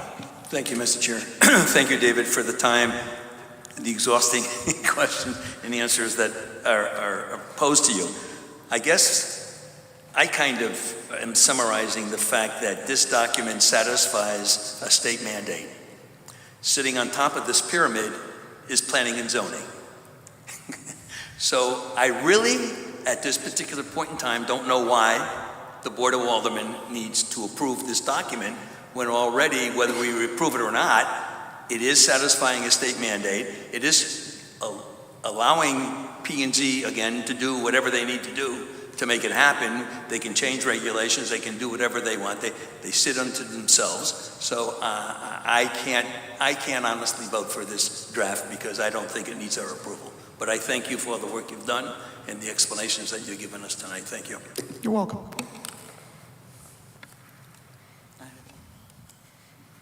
Yes. Alderman Beatty. Through you, Alderman Vitro. Thank you, Speaker. I want to thank you because, David, as city planner, you were always helpful to me when I had many challenging questions, and that holds true for this document as well. You just clarified what I think I didn't do as well in caucus, but of course we have discussed this. And it is clear that there will be public hearings for the plan of conservation, that tonight was not the public hearing for that per se. Correct. And also, you explained very well that this does not circumvent any entities that usually would have jurisdiction over any particular, whether it be fire department, sewer, solid waste, planning and zoning or anything, that it is a planning document. So I think it's safe to say, and this is not the I word, that we reach, and everybody gets to vote as they see fit, but we did reach some general consensus of support for this document with the deadlines, pending the fact that the housing plan that the city of Milford developed and we approved in May of 2022 is considered. Now that doesn't mean that any of the specifics are endorsed, that housing should go near the train station or at this end of the town, but that the topic of housing affordability, housing density, and the planning document that's in place by our legislative authority is considered. And I think we have reached consensus that the Planning and Zoning Committee will do just that. Is that correct? Yes. So there isn't, I think the word draft may have scared some people. Pardon me. Yeah, and we have to call it that because that's how the process. And you have, and that was in the 8C that I read, approval is requested for the plan of conservation development for the draft. The full draft plan is available online. And then I want you to know that we did have it available online. The mayor's office, through the chief of staff, did make it available to us to have in hard copy by August 17th. And we did have access to the housing plan. So that's why we came up with the consideration that we would like that to be considered. Yeah. And then lastly, there was mention of some documents. We don't all have them. So I think if we're going to consider documents, that we should all have them in front of us, or one that Alderman Vitale referred to. They're not part of what we're examining to come up with this decision tonight, just so we know.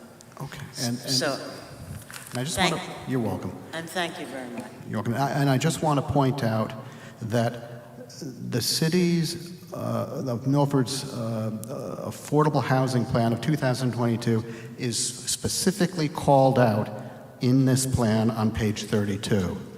And its strategies and actions are part of this plan starting on page 32. That was part of our discussion. In fact, it might have been the forefront that the plan of conservation, our approval, should consider. Yeah.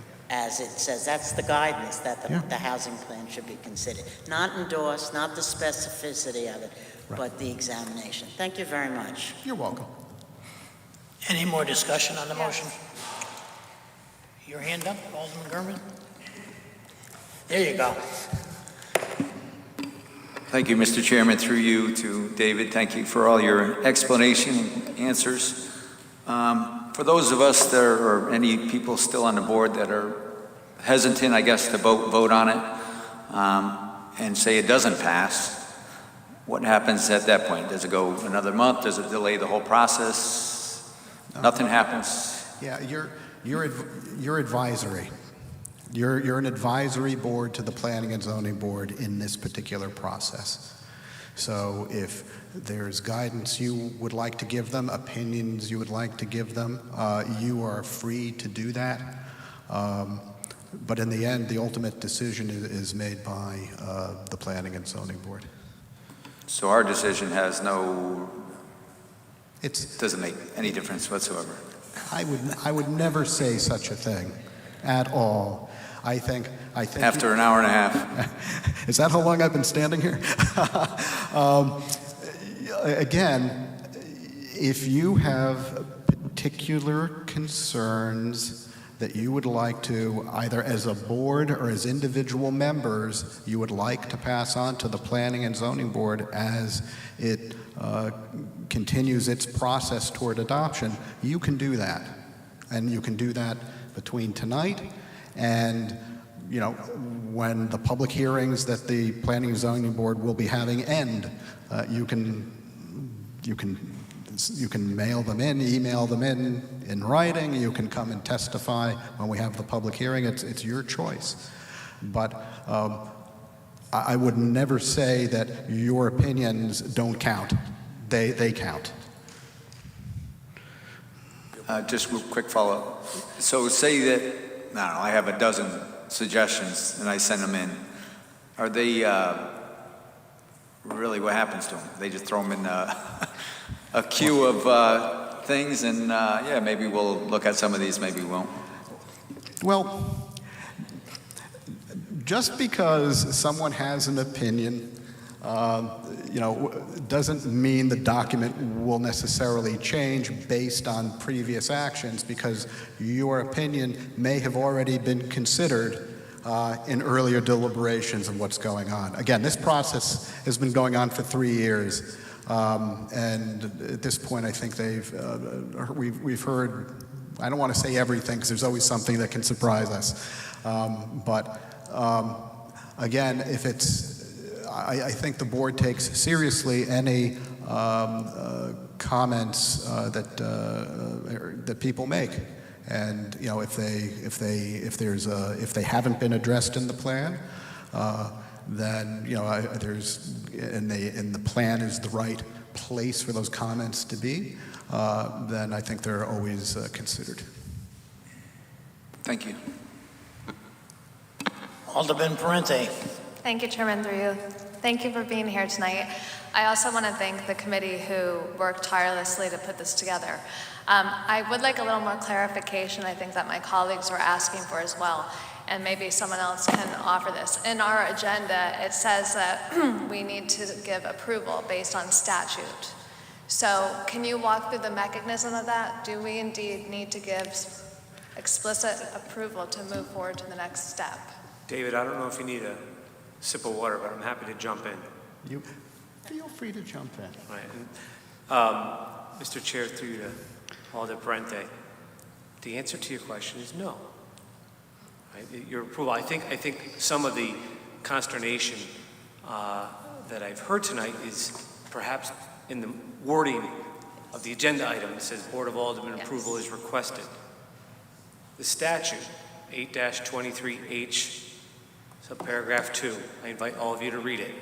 Let me just go over it so you understand what's being asked of you tonight.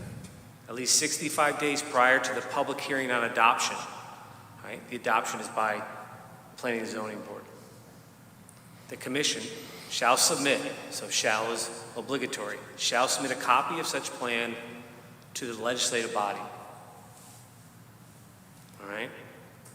The legislative body may hold one or more public hearings on the plan and shall endorse or reject such entire plan. All right? So you've got to approve it or reject it.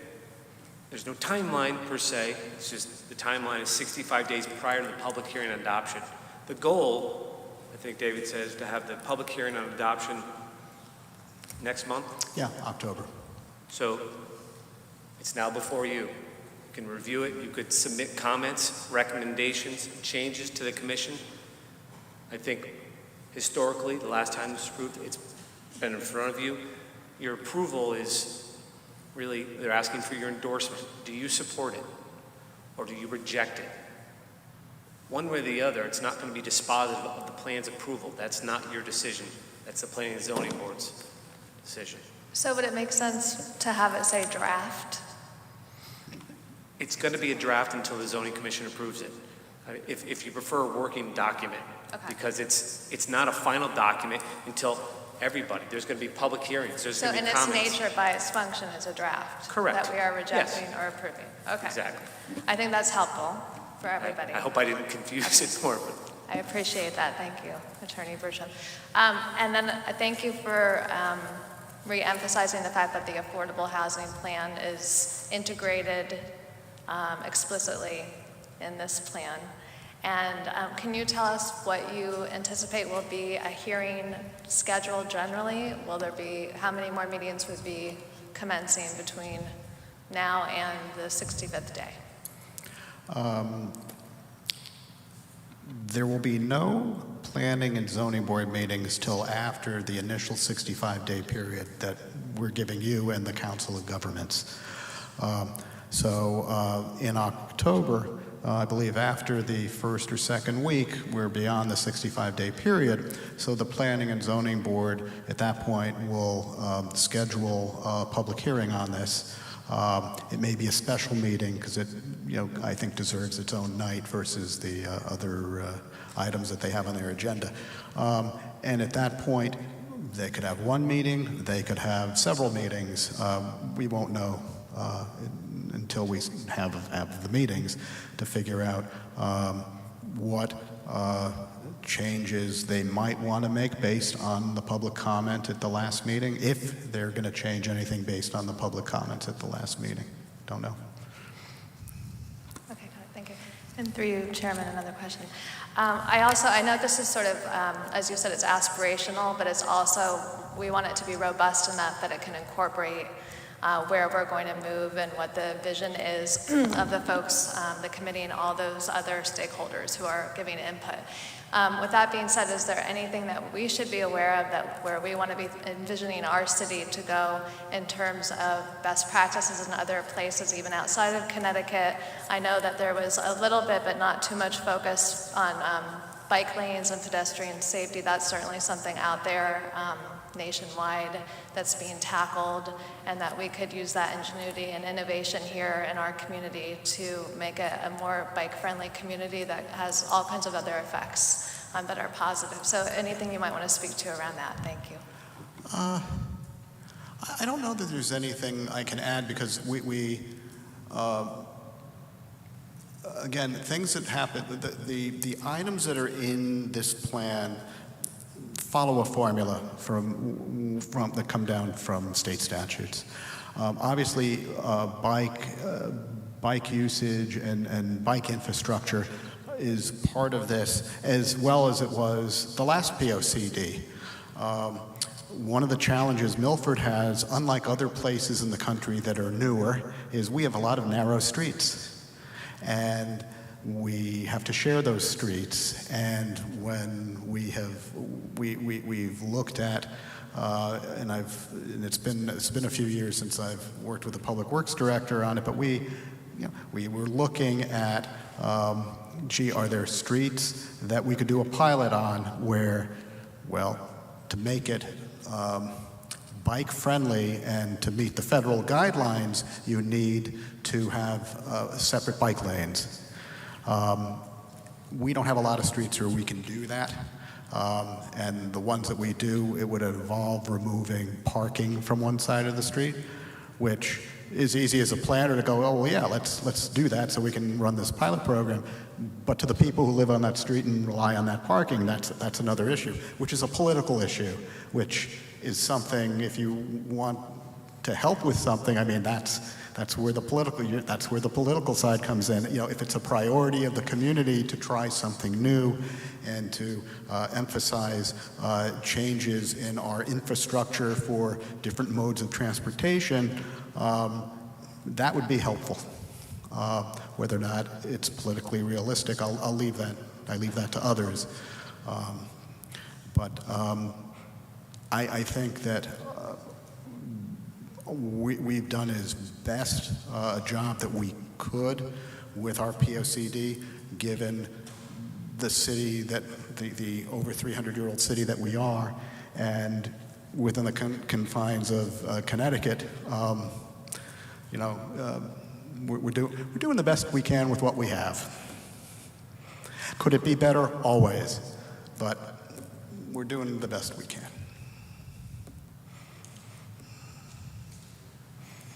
Alderman Marlowe. Just one last comment, for me anyway. One, I do want to thank, again, David, you and the board. You did a great job, and I am in agreement with almost all of it. There's a couple items in here that are going to prompt me to not endorse it. It's not because it's called a draft or anything else. I get that. I'm just legitimately not in agreement with some of it. So that's would be my reason. And what I would want to do is, if I do vote against it, is to send comments to you guys and say, hey, I get it. You did a great job. Here's some thoughts. So I would be voting against it. Any more discussion on the motion? Hearing none. All in favor? Aye. Aye. Opposed? Roll call vote, Madam Secretary. Alderman Archiola? Aye. Alderman Beatty? Aye. Alderman Broster? Sorry, he's not here. Alderman Casey? Yes. Alderman Gurman? No. Alderman Genatasio? Yes. Alderman Marlowe? Opposed. No. Alderman Moffett? Yes. Alderman Moore? Yes. Alderman Morenin? Yes. Alderman Parente? Yes. Alderman Vitro? Alderman Vitale? No. Alderman Willis? Yes. 10 in favor, 3 opposed. I just want to thank you. Motion passes. Thank you, Mr. Salty, for answering all of our questions. Thank you, Mr. Chair and Alderman. Again, if you have, especially the people who voted not to endorse this, If you have any comments or suggestions, or you want to talk about something in there that you have an issue with, please give me a call and let's get together and talk about it. Thank you.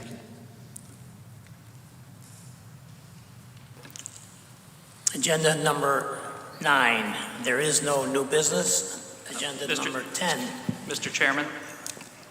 Mr. Chairman, we had an amended agenda with an allocation transfer at 8D, I believe, that went out. There is no 8D on my agenda. It was an amendment that went out a couple days ago. You have an 8D? No. Here comes 8D now. Thank you, Justin.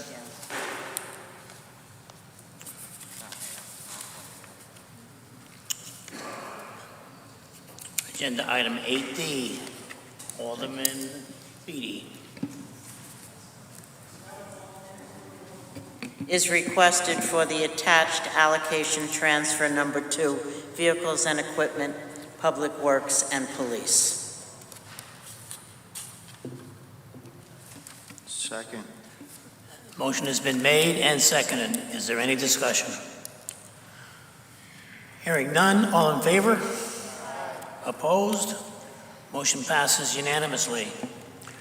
Agenda item number 10, moving on to budget memo transfers. Alderman Beatty, agenda item number 10. Cover shortfalls in fire wage accounts in fiscal year 2022-2023. Second. Motion has been made and seconded. Is there any discussion? Alderman Vitale. Mr. Chair, I don't know if I just didn't hear it or we voted to, I don't think we voted to put it on the agenda, did we? We just voted for it?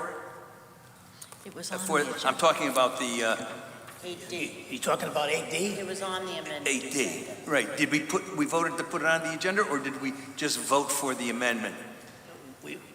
I don't think we put it on the agenda. That's what I'm trying to say.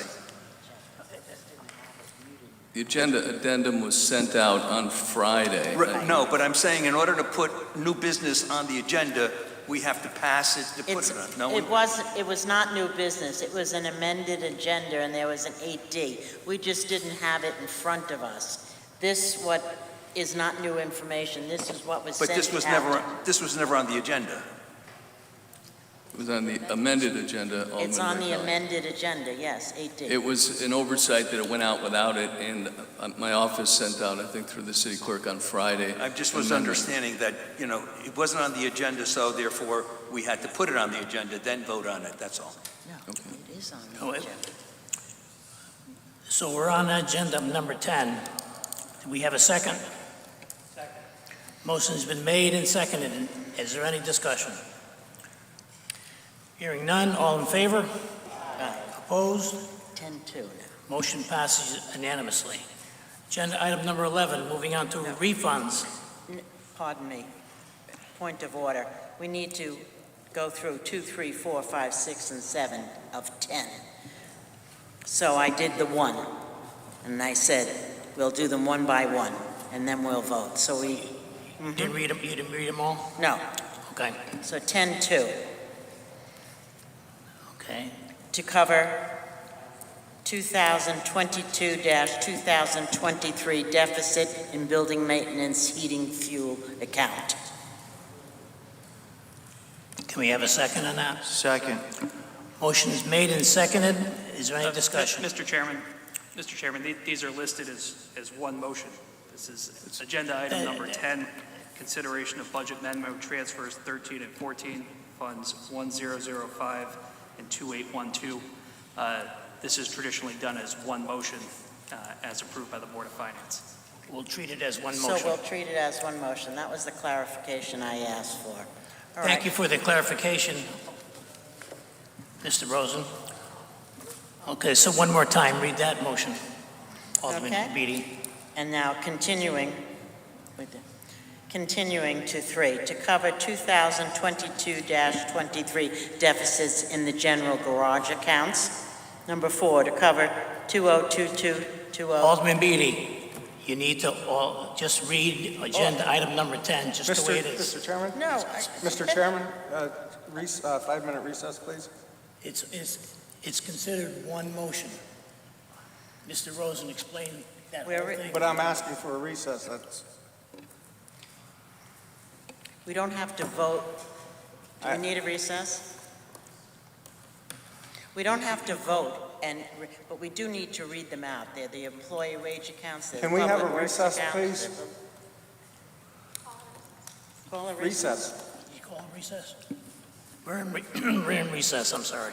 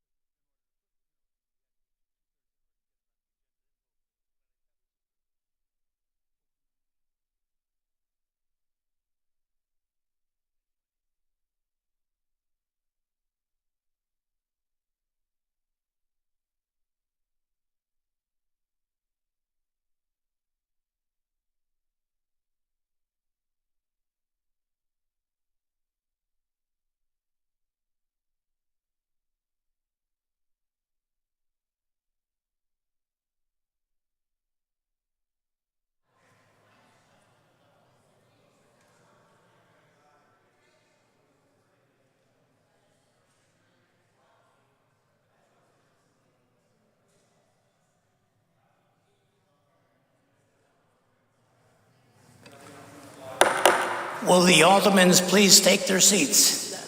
Recess is over.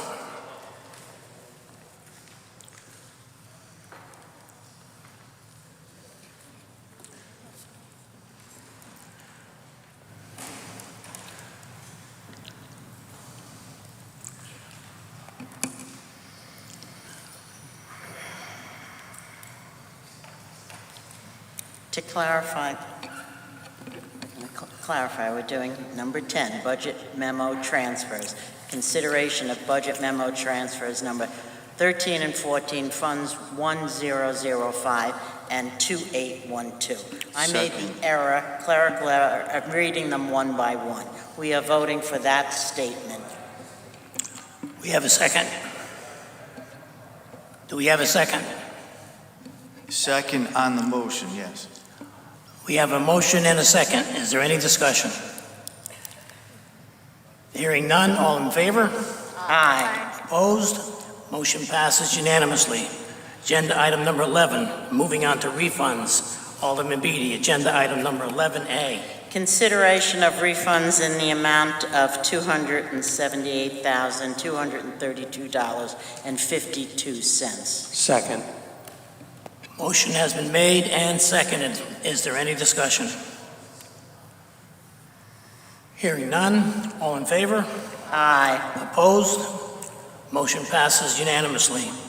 Agenda item number 12, are there any reports from any of the standing committees? Hearing none, moving on to agenda item number 13, are there any reports from any of the special committees? Hearing none, move on to agenda item number 14. I will entertain a motion to enter executive session to discuss items 14A. Joining us in executive session for 14A will be the Mayor, Rich Smith, City Attorney John Bertram, and City Assessor Marcus Eric. Is there a motion? So moved. Do we have a second? Second. Motion is made and seconded. Any discussion? All in favor? Opposed? We're in executive session. Mr. Bertram.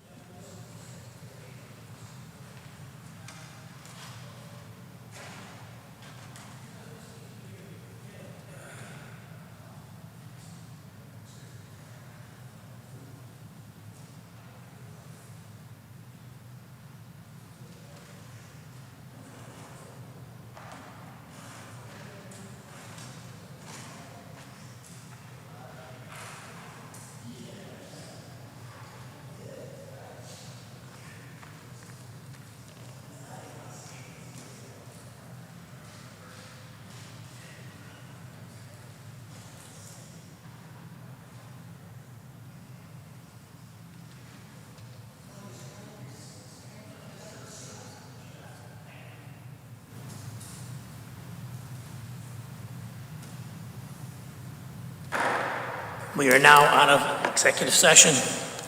Alderman Beatty.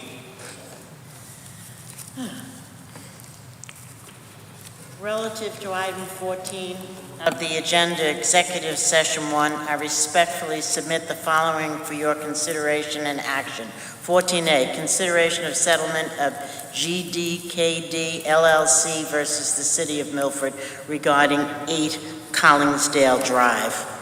Second. Motion has been made and seconded. Is there any discussion? Seeing none, all in favor? Aye. Opposed? Motion carries unanimously. Is there a motion to adjourn? So moved. Motion is made and seconded to adjourn. All in favor? Aye. Opposed? Meeting adjourned. Thank you, ladies and gentlemen.